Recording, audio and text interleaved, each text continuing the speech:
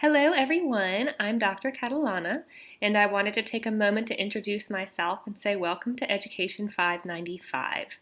Several of you probably already know me. I also teach Education 594, the nature and needs of gifted learners, and I'm in the Education Core at Winthrop, so I teach assessment and I also teach our developmental educational psychology course as well as a few others. So I like to dabble in a little bit of everything, but as several of you know, creativity and gifted learners are one of my favorite things to study, and I'm particularly excited to dig deeper into this course with you all.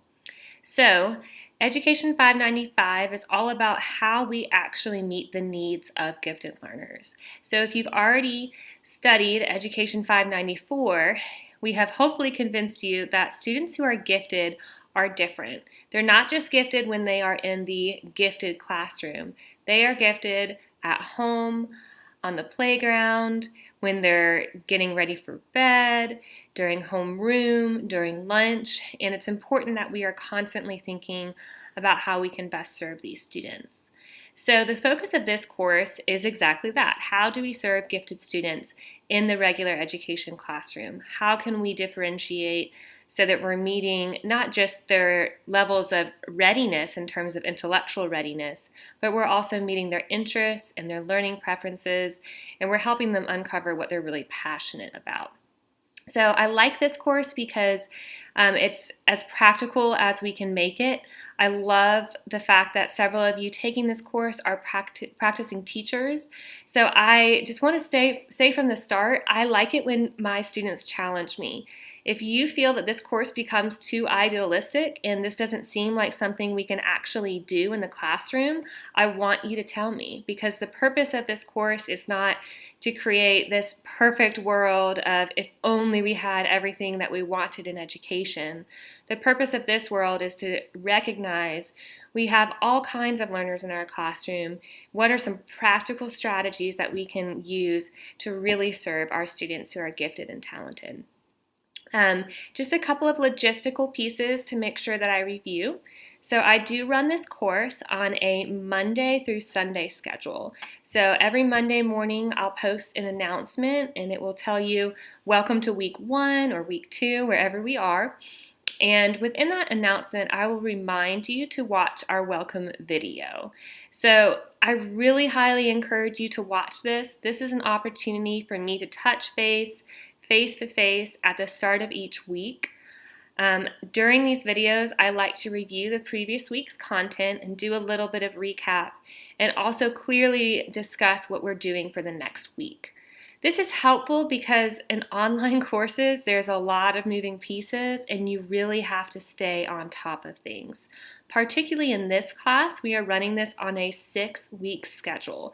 That's kind of crazy. There is going to be a lot of work to be done, a lot of discussion to be had. So it's very important, first and foremost, that we stay informed and we know where we are. So watching those weekly welcome videos is really the best way to do that. So every Monday morning I'll post an announcement and I will also open the link to your welcome video. Please make sure you start with that. That will give you a good overview of what we did the previous week and introduce you to the next week's work. Within that welcome video, I will outline your assignments for the week, but of course I will also post those in our learning modules with clear due dates and clear expectations. The goal for me in this class is for me to give you as many different opportunities to learn at one time. Since this is not a face-to-face course, you can't as easily come knock on my office door or stay after class. Now, clearly, I welcome that, but I realize that several of you are not close by Winthrop, so I want to be sure that I'm touching base not just through an announcement, not just an email, but also face-to-face. So we will run on a Monday through Sunday schedule. Most weeks you have a discussion board post, as well as an activity. There are some modules toward the end where you don't have a discussion board post, but you just have an activity. The important thing to remember about discussion posts is that you are not only required to post your response to our case study, but also to read and react to your classmates. So a general way that our schedule runs, and again, this is all written on our Blackboard page, is that typically our initial discussion board posts are due Saturday at noon, and then your reactions to your classmates are due Sunday evening. Now, before you think I'm crazy, I'm not saying you do your work Saturday at noon. What I'm saying is I open the material and I'm there all week to help you, and you have until Saturday at noon to post your work. I realize that we all have other things going on, so I like to make things as flexible as possible. I have students who post their response Monday evening because that's what works best for them. I have students who post their response Saturday mornings because that's what's best for them. So just be reminded that as long as you get the work in by Saturday at noon, then everything is great. So your initial posts are always due Saturday at noon, and then by Sunday at the end of the day, I'm looking for you to respond to at least 2 of your classmates. If we have an activity as well as a discussion post, those are always due Sunday at the end of the day as well. Again, all of this is explained on Blackboard, but I like to just touch base and tell you my major expectations here. Most importantly, I just want to say that I'm excited that you are taking this class. It is so important that we, as teachers, are constantly looking for how to best serve our students who are gifted and talented. Their brains think differently, which means not only do they experience the content we're teaching differently, they experience life differently. They see things through a different perspective, and we have to constantly be serving that. Otherwise, we're really doing those students a disservice. Several of you who have had in Education 594, I've gotten to know the common challenges that you face toward serving the gifted students in the classroom and even toward identifying those students in the classroom.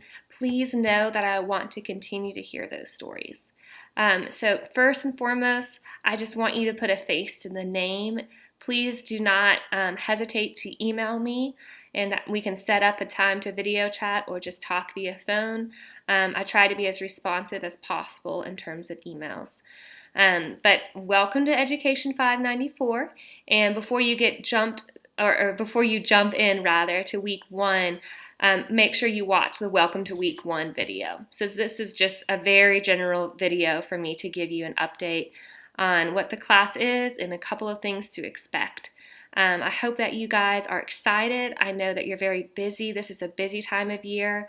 It's a busy time of year for all of us, but I know that if we are careful in the way that we are planning and putting our work into this, we can get the best out of these 6 weeks. So it is wonderful to meet you all, and I look forward to getting to know you throughout the semester.